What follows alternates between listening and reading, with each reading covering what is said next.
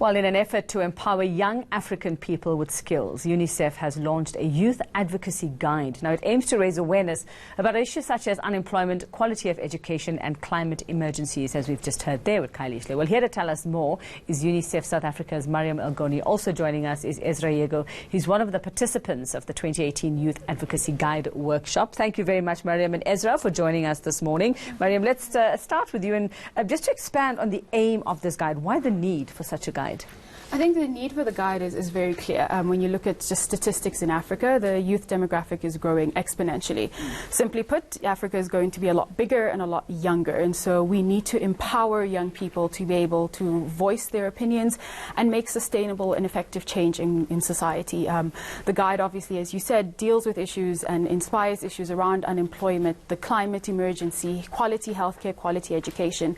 And I think what we've been trying to do is this is a completely youth co-authored and co-created document. So input from youth from various countries on the continent. So we worked with over 200 young people, some in-country workshops, as you'll hear from Ezra, but we heard from young people across sub-Saharan Africa who gave input on their experiences with youth engagement, with youth participation, and basically this guide is a culmination of those stories. So what are you telling them? What's the advocacy guide? How does it help them? So the main thing about the guide is it's not prescriptive. As UNICEF, we're not swooping in to tell young people this is what you have to do. What the guide is, it's a tool that helps you on an advocacy journey. So if you're inspired by the patriarchy and that's something you want to fight against, or if it's the climate emergency, as we've just heard, the guide takes you through a process to allow you to do that advocacy journey. So everything from research and fact-finding to how to actually read a policy document. Okay, well, some of us need that, some grown-ups need that, of course, yeah. Okay, well, let's hear from Ezra for a moment. Ezra, good morning. You had some input in this advocacy guide. Just tell us about your journey and what your input is with regard to this guide. Thank you for having me.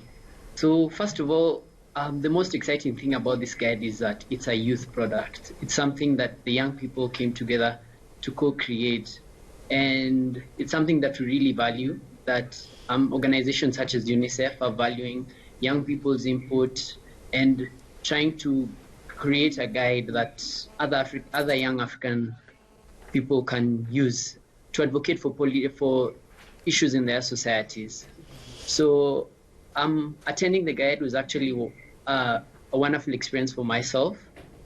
I felt inspired because the facilitators encouraged us to go and share the knowledge that we've gained from the workshop. So I began an initiative with the support of the UN Sustainable Development Solutions Network here in Kenya, and we were able to create to host workshops educating young people about policy changes and issues in their society, so that they could also drive the Sustainable Development Goals, something that the UN SDSN does. Well, so, Ezra, while we understand from you and Maryam what the guide is supposed to do for young people, do you see it being, though, particularly useful in how they grow, and how would you actually use it to further your own life and further your own purpose and your community as well? Okay.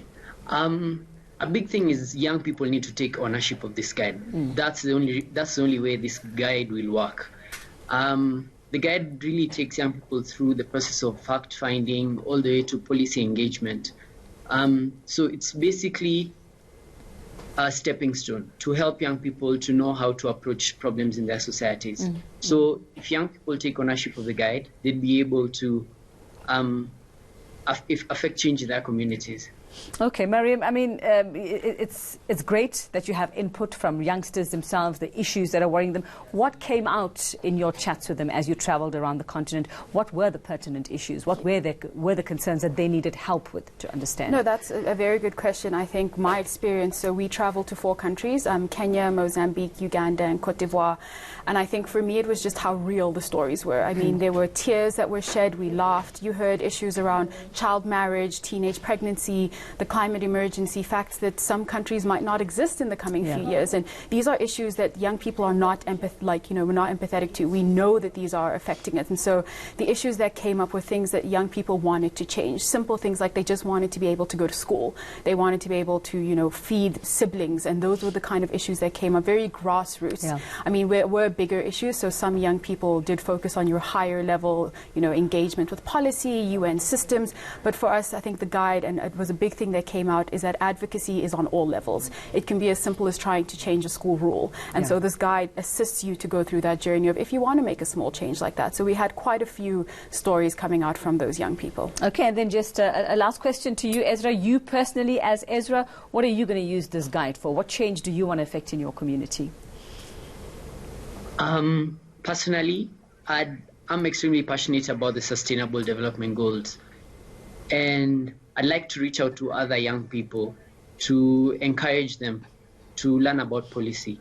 This way we'll create a culture of participation. So both political participation, formulation of policies that will better the communities that they live in. So I intend to broaden my initiative to make it a bit bigger, to reach more young people so as to impact the communities.